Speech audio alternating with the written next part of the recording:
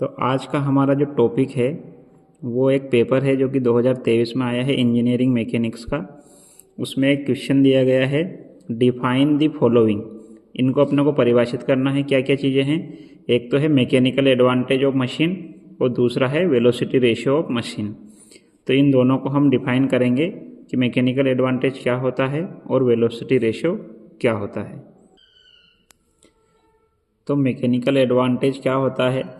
Mechanical advantage of a machine is the ratio of weight lifted to the effort applied and is always expressed in pure number.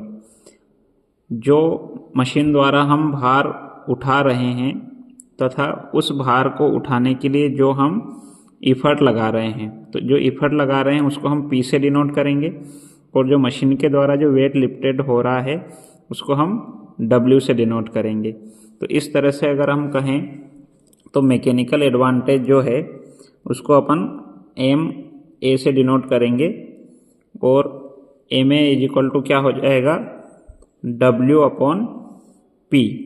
तो यहाँ पे W क्या है? W है weight lifted और P क्या है? इफर्ट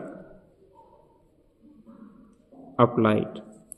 मतलब किसी भी मशीन का अगर यांत्रिक लाभ बताना है अपने को या मैकेनिकल एडवांटेज जिसको इंग्लिश में कहते हैं, तो वो हो जाएगा एक रेशो है यानी कि अनुपात है। और किस किस का अनुपात है? मशीन के द्वारा उठाए गए भार का यानी कि वेट लिफ्टेड और उस मशीन पे जो हमने आयास लगाया, जो इफर्ट लगाया, जिसको हम P से डिनोट करते हैं। तो ये हो जाएगा MA यानी कि मैकेनिकल एडवांटेज W/P। और अगर इसको अपन कहें तो W है weight lifted by machine and effort applied by. अब इसी क्वेश्चन में एक और चीज़ जो पूछी गई है वो है वेलोसिटी रेशियो ऑफ मशीन। तो velocity of ratio of machine क्या होता है? ये भी एक तरह का रेशियो ही होगा और उस रेशियो को हम इस तरह से डिफाइन करेंगे, the velocity ratio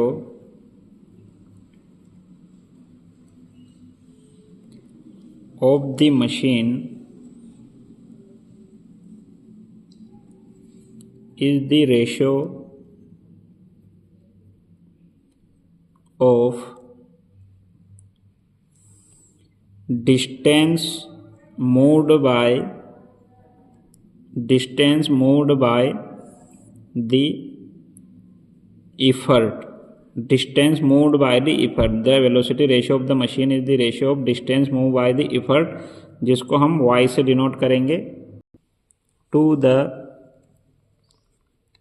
distance moved by the load। इसको हम डिनोट करेंगे X से। और यह भी मैकेनिकल एडवांटेज की तरह एक प्योर नंबर होगा and is always expressed in pure number.